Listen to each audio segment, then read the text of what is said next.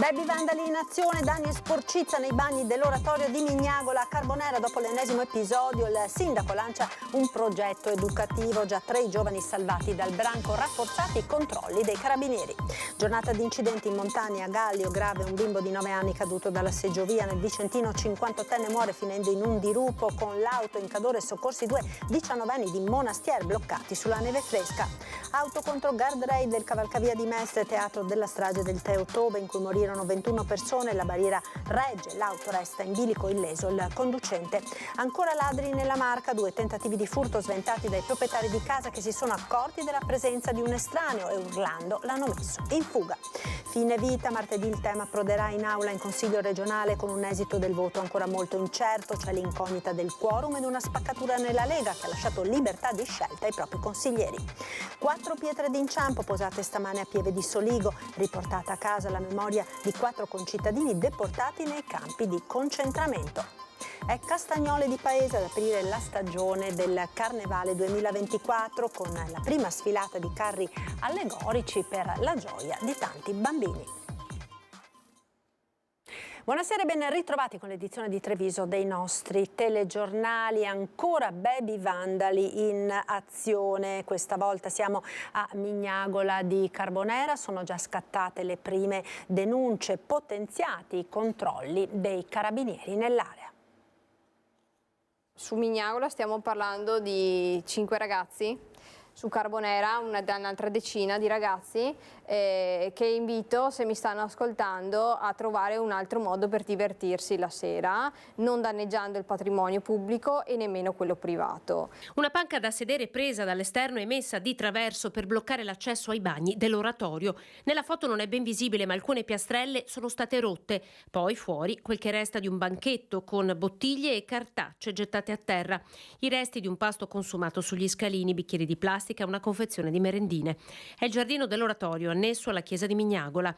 I bagni che la parrocchia ha sempre reso disponibili a tutti, aperti H24, ma dopo questi ultimi recenti episodi ora sono chiusi e sono aperti solo in caso di attività. Le bande di ragazzini poi se la sono presa con gli sparti traffico di plastica presi a calci e buttati in giardini privati. Hanno danneggiato cassonetti, sempre di privati, rotto un pezzo di recinzione con un tombino di ferro, oppure suonato i campanelli alle 3 di notte. A raccontare questi episodi il sindaco, le prime denunce sono partite, spiega esasperata Federica Ortolan. Alcuni soggetti sono ancora in corso di identificazione, tanti sono minori.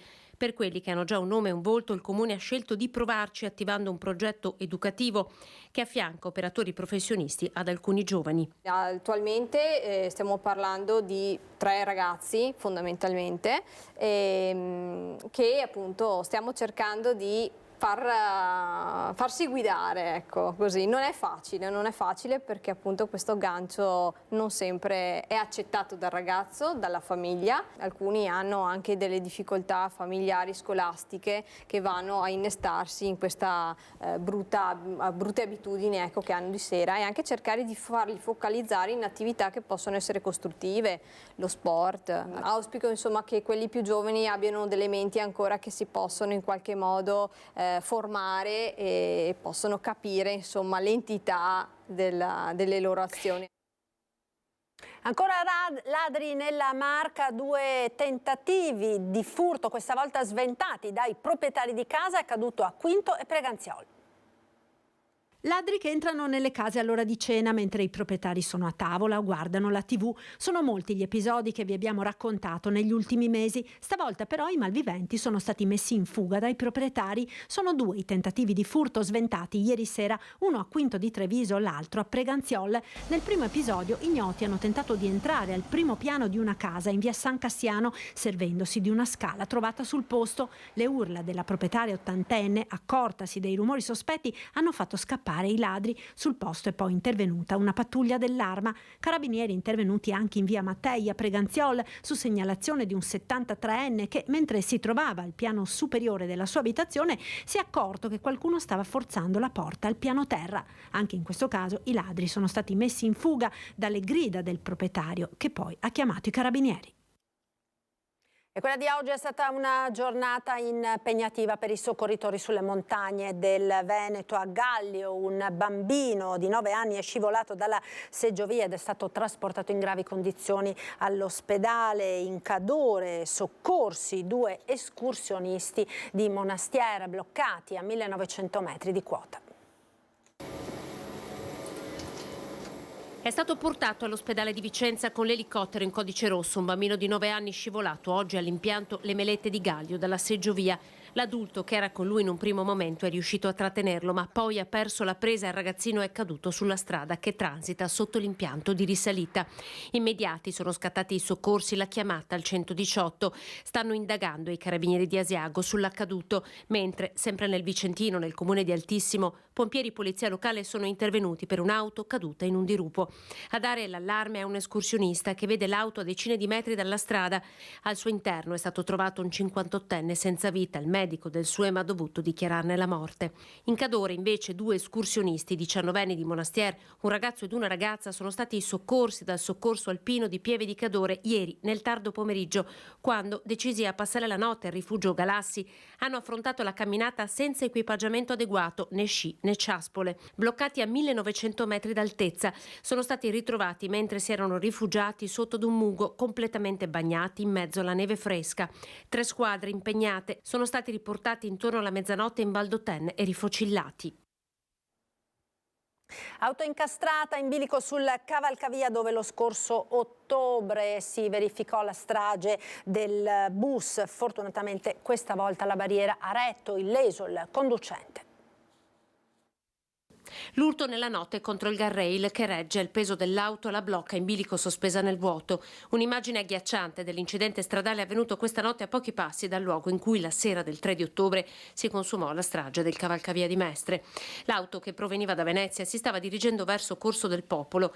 Il conducente deve aver perso il controllo del mezzo ed è andato a sbattere contro la barriera autonomamente. Ma il guardrail ha fatto da scudo tanto da attutire il colpo e consentire all'automobilista dopo l'incidente di uscire dall'auto con le sue gambe. I vigili del fuoco sono arrivati immediatamente dopo, hanno ancorato l'auto mettendola in sicurezza per poi recuperarla con una gru. Sul posto per i rilievi la polizia locale. Nell'incidente non sono stati coinvolti altri mezzi. Inevitabile tornare con la mente a 3 mesi e mezzo fa, quando l'autobus della linea, dopo aver urtato più volte il guardrail, è precipitato giù dalla rampa. 40 persone erano su quel mezzo, 21 di queste non sono sopravvissute all'impatto. Ancora cronaca da Castelfranco, un 32enne ghanese è stato denunciato dai carabinieri perché in 2 diversi episodi in preda ai fumi dell'alcol si era reso responsabile di condotte moleste nei confronti dei passanti. Il primo episodio già domenica scorsa, quando sul sagrato dell'uomo, in evidente stato di alterazione, ha iniziato a disturbare i fedeli. E poi ancora ieri pomeriggio, a seguito di numerose segnalazioni di cittadini pervenute al 112 da via dei Carpani, l'uomo è stato identificato e denunciato per resistenza a pubblico ufficiale e ubriachezza molesta. Fine vita. Martedì il tema approderà in aula in Consiglio regionale con un esito del voto ancora molto incerto. C'è l'incognita del quorum ed una spaccatura nella Lega che ha lasciato libertà di scelta ai propri consiglieri favorevoli, i consiglieri dell'opposizione, tranne una, contrari Fratelli d'Italia e Forza Italia. Il fine vita approda in aula. Martedì, primo ed unico in Italia, il Consiglio regionale del Veneto è chiamato a votare sul suicidio medicalmente assistito a fronte di una patologia irreversibile, fonte di sofferenze fisiche o psicologiche intollerabili. La Corte Costituzionale si è già espressa in materia, ma il Consiglio regionale può con questa legge intervenire sui tempi e discrezionalità del provvedimento sanitario, un tema etico molto delicato che sta dividendo il mondo politico regionale con posizioni opposte anche all'interno dello stesso partito di maggioranza, la Lega. Ma chi voterà e come lo si saprà con certezza solo martedì. Io credo che in Consiglio i numeri non siano molto definiti. Io personalmente ho sempre detto di essere favorevole a questa legge, favorevole dal punto di vista personale, ovviamente non come capogruppo, e sono sempre stato convinto che ci sia bisogno di una legge che vada a dare la libertà a una persona malata e affetta da sofferenze insopportabili di poter decidere quando è il momento di dire basta, e abbia questa opportunità di libertà. Certo che il voto sul fine vita rischia di diventare anche un voto politico sul presidente Zaia, che non ha mai nascosto di essere favorevole alla legge sul fine vita. I nostri consiglieri, sia il Presidente Zeller che io come capogruppo, abbiamo sempre detto di poter votare in assoluta libertà, siccome è un tema che riguarda un aspetto molto delicato della vita, cioè proprio il tratto del fine vita. Su questo noi non ci sentiamo di dare un'indicazione di voto, non c'è un'indicazione nemmeno per la maggioranza, e quindi sicuramente è un voto delicato, un voto su un tema molto sentito anche dalla popolazione, però per questo non ci vedo scontri politici o motivi di spaccature. Per il sì tutti i consiglieri di minoranza tranne la Dem Anna Maria Bigon, con il PD che sottolinea l'aspetto politico del voto. E il dato politico che emergerà martedì da questo voto è che abbiamo il Presidente Zaia che non ha più una maggioranza, perché all'interno della Lega c'è chi voterà a favore, chi voterà contro, chi si asterrà. Fratelli d'Italia che voterà contro. Compatti per i no gli altri due partiti della maggioranza, Forza Italia e Fratelli d'Italia. Noi lo abbiamo detto con molta chiarezza, la nostra posizione da sempre, e quindi credo che sia conseguente anche il voto, anche se, ripeto, secondo noi è una forzatura, anche quella, nonostante il parere dell'Avvocatura, di portare in aula e di discutere un tema come questo.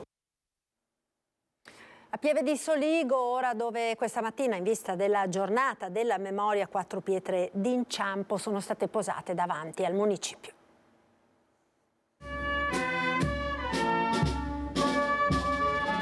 4 pietre con una piccola targa d'ottone, inciso un nome, una data, un luogo che restituisce storia e ricordo di una vita perduta in un campo di concentramento. Con queste 4 pietre d'inciampo, Pieve di Soligo ha voluto oggi riportare a casa la memoria di 4 concittadini, 2 civili, 2 militari, deportati tra il 44 e il 45. Angelo Marinelli, Giovanni Padoin, Gregorio Salamon e Luigi Stella. Abbiamo riportato a casa la memoria di questi nostri 4 cittadini. Abbiamo anche scoperto che tante famiglie non sanno ancora dove sono sepolti o dove sono morti tanti familiari, quindi credo sia un'azione di civiltà e anche di umanità nei confronti delle persone che hanno perso la vita nei campi nazisti. Le pietre d'inciampo, ideate nel 92 dall'artista tedesco Gunther Demning ed ora collocate a decine di migliaia in tutta Europa, sono state posate oggi dallo stesso artista davanti al municipio di Pieve per ricordare queste altre 4 persone che non sono più tornate a casa. Ora c'è un posto dove tutti noi possiamo ricordarle. Presente Giuliano Varnier, presidente provinciale dell'ANPI, che riferendosi alle guerre di oggi, dall'Ucraina, Israele e Palestina, cita Antonio Gramsci. La storia insegna ma non ha scolari, e quelli che oggi combattono le guerre che noi vediamo certamente non sono scolari della storia. Tra i familiari dei deportati il consigliere regionale Alberto Villanova, pronipote di Gregorio Salamon, ed il cardinale Beniamino Stella. Luigi era suo zio. Vite sacrificate per la libertà e la pace, ed è questa la lezione, continua il cardinale, che il mondo dovrebbe imparare. E l'umanità fa fatica a imparare. Ecco, oggi dobbiamo dirlo ad alta voce, sembra proprio che si ripetano storie dolorose del passato, ecco, però non dobbiamo mai perdere la speranza, ecco, che l'umanità con fatica, con sofferenza impari finalmente.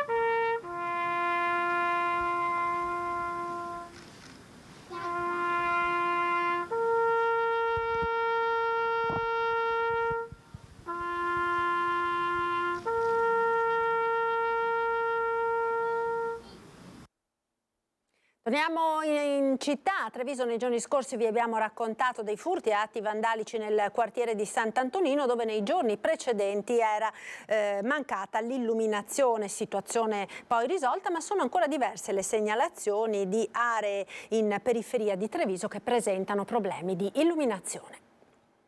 Via Foscarini, via Morosini, via Tiepolo fino a piazza Mozzato sono le strade che la settimana scorsa sono rimaste per 5 giorni senza illuminazione. Un problema che aveva interessato anche San Zeno e che sta lasciando al buio diversi quartieri periferici di Treviso. La causa, spiega l'assessore Zampese, da ricercare nella vetustà degli impianti. Sono quasi sempre problemi di centralina, e i problemi di centralina poi nelle linee in serie bruciano poi le lampadine. A questo attualmente si aggiunge una momentanea carenza di tecnici per la manutenzione dell'illuminazione pubblica. Noi abbiamo esternalizzato il servizio dell'illuminazione pubblica con un project financing tramite una gara, ancora qualche anno fa, e siamo in ritardo di 2 anni perché la seconda ditta ha fatto ricorso e quindi abbiamo avuto un contenzioso.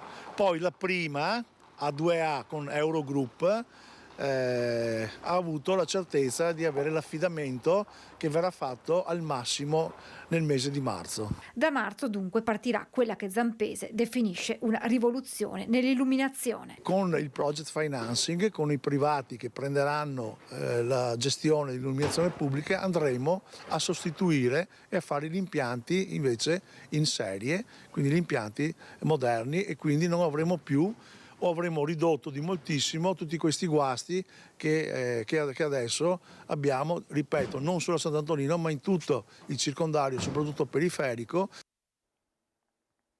Pubblicità, ora linea alla regia, tra poco.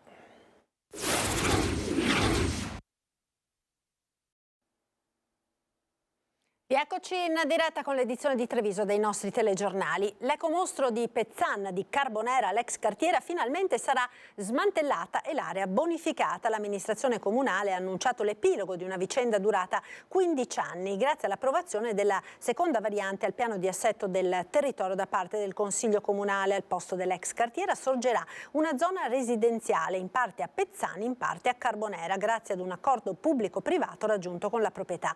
La variante al PAT è stata depositata ed è disponibile per 30 giorni a tutti i cittadini qualora volessero visionarla e formulare le loro osservazioni. Archiviato il Natale, è già tempo di pensare al Carnevale. A partire tra i primi comuni della Marca è Castagnole di Paese, con la prima sfilata di maschere che si è tenuta questo pomeriggio per il centro della frazione, organizzata in collaborazione con il gruppo Alpini. Centinaia di persone hanno partecipato alla prima sfilata dei carri, 3 in tutto, in collaborazione con la scuola dell'infanzia. I piccoli alieni dell'asilo di Castagnole, tra maschere e allegorie, frittelle, stelle filanti e coriandoli. Castagnole di Paese apre dunque ufficialmente la stagione del Carnevale. Intanto un po' in tutte le pro loco si sta lavorando per ultimare i preparativi. Siamo andati a curiosare lungo il Sile a Sant'Angelo. Vediamo. Quest'anno noi abbiamo 140 iscritti, l'anno scorso 100, quest'anno 140. Un esercito? Tantissimi, sì. È un piccolo esercito quello che si muoverà con il carro allegorico del quartiere trevigiano di Sant'Angelo. Tanti figuranti, ma molti anche dietro le quinte, o meglio sotto fogli e fogli di giornale, che sono diventate queste figure di cartapesta. Quanta carta serve? Quanti giornali? Una camionata. E dove trovate questi giornali? Io vado in giro per i bar. Te va a fare la carità dei giornali? Esatto. A scherzare con noi è uno dei maestri della cartapesta lungo il Sile. Tanti i fine settimana passati a tagliare, saldare, incollare e dipingere, per non dire le rigide sere e le notti a cavallo di Capodanno, pur di terminare quelle che sono delle vere e proprie opere d'arte. È un'aspirazione ancora di mio papà, ancora 30 anni fa, che ha fatto i carri. Una passione che si tramanda da generazioni e che parte ogni anno in estate con l'idea che si concretizza tra reti saldate, pannelli di trucciolato, ma soprattutto stantufi, motori e marchingegni vari per far muovere i protagonisti in cartapesta. Stupisce che in realtà non ci sia un vero e proprio progetto, ma che l'idea si concretizzi un po' alla volta, come una vera e propria opera d'arte. Ho passione, divertimento, tutto sommato, è una passione. Qui ognuno ci mette del suo, come le luci che vi facciamo vedere solo in parte per non svelare tutto subito. Francesco, so che non dobbiamo spoilerare il carro, però qualcosa ce lo fai vedere. Ci fai vedere. Vediamo. Attacchi le luci? Sì, esatto. Attacchiamo le luci sono accese. Qualche luce. Qui, come per gli altri gruppi allegorici, la riservatezza sulla costruzione dei carri è assoluta. La concorrenza con gli altri carri? Non c'è concorrenza, Attenzione, perché questo carro si chiama Pinocchio, mi pare. Può essere. Quindi fino all'ultimo tutto nascosto anche per la nostra telecamera. o quasi. Noi non possiamo far vedere la coreografia perché è segreta assolutamente. Ma intanto come ve la inventate la coreografia? Allora, le coreografie sono il frutto di fantasia di tutti questi meravigliosi volontari. Ma chi ve lo fa fare? La voglia di stare insieme. Salutare!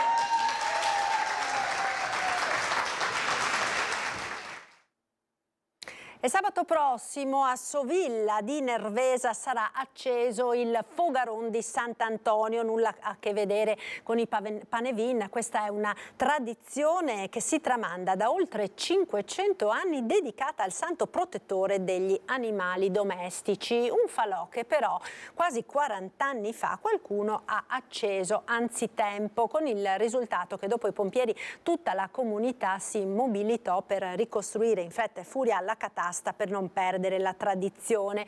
Una storia che Tino Giacobin raccontò nel nostro telegiornale di allora. Era il 15 di gennaio del 1986 e che questa sera vi riproponiamo nella nostra rubrica dedicata alla nostra storia. Vediamo.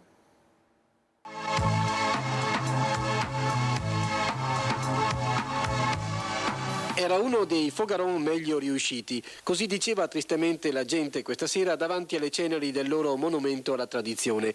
Una tradizione che si perde nella notte dei tempi. Da 500 anni a Sovilla, una borgata di Nervesa della Battaglia, si ripete il rito del fuoco. Non si tratta di un panevin in ritardo, precisa la gente, ma del fuoco di Sant'Antonio. Sant'Antonio Abate, il patrono degli animali.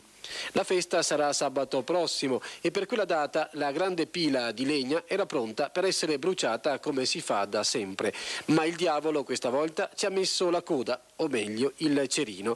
E che altro poteva fare il diavolo? Fatto sta che questa notte qualche lontano parente dell'angelo decaduto ha acceso il fuoco. Per tutta la notte gli organizzatori hanno lavorato per spegnere le fiamme e salvare il salvabile con l'aiuto dei vigili del fuoco e di numerosi volontari del paese. L'amarezza è grande. Questo vandalico, senz'altro. Questa è una tradizione di Sovilla del Fogaron. Praticamente non so come si è arrivati a tanto, insomma. Eravamo una squadra qua che già da un mese e mezzo che mettevamo un po' alla volta, proprio siamo arrivati a finirlo proprio ieri e proprio stanotte, non so, nell'arco di poche ore così, insomma, l'hanno distrutto. Avete lavorato tanto? Sì, molto abbiamo lavorato, per dopo avere delle ceneri e basta. E in 10 minuti è partito l'incendio e non si riusciva più a fermarlo. Abbiamo lavorato dall'1:30 fino alle 5 del mattino. Appena viste le fiamme è stato dato l'allarme, la gente è stata svegliata nelle case con il suono dei campanelli e in pochi minuti la frazione di Sovilla era mobilitata. È una tradizione che non deve morire, ci dice la gente. Ogni anno, con qualsiasi tempo e con qualsiasi situazione, il Fogaron di Sant'Antonio ha bruciato nella piazza del paese, portando con le fiamme le speranze e le preghiere della gente. Noi combattiamo, andiamo avanti perché rimanga sempre questa tradizione, questo piccolo falò, insomma. Non si fermeranno, ne hanno sopportate di peggio nel passato. Tutti insieme, di nuovo, si sono messi a lavorare per ricostruire il Fogaron come era prima. Attenzione, dice Severo, un volontario, noi diciamo scherza con i fanti ma non con i santi. Il nostro non è un gioco, ma un rito dedicato a Sant'Antonio. Un rito che si ripeterà ancora, nonostante tutto, sabato alle 20:30, con amarezza ma anche con la determinazione di chi, nella negatività dei tempi, ha ritrovato la solidarietà e l'unità, qualità che caratterizzavano la cultura di un tempo. Ed è tutto per questa edizione, vi ringrazio per essere stati con noi, vi lascio come sempre alle previsioni del tempo con il nostro meteo. Arrivederci.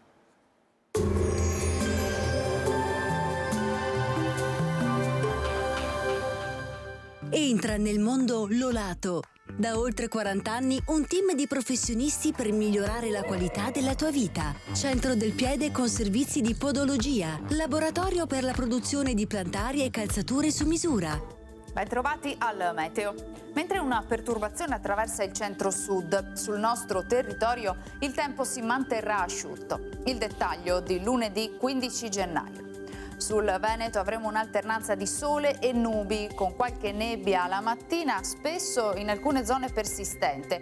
Altrove non mancheranno schiarite. Temperature in ripresa, minime tra -1 e 3 gradi, massime sui 5-6 all'incirca. Spostiamoci ora sul Friuli Venezia Giulia. Anche qui foschie e nubi inizialmente, specie sulle aree pianeggianti. Ampio soleggiamento ovunque a seguire. Temperature minime tra 1 e 4 gradi, massime sui 6-8 gradi. Infine diamo uno sguardo alla situazione del Trentino Alto Adige. Anche qui tanto sole dappertutto, dunque poche novità, cielo sereno o velato. Temperature minime tra -1 o -2 gradi, massime sugli 8-9 all'incirca. Dal meteo è tutto, grazie per l'attenzione. Arrivederci.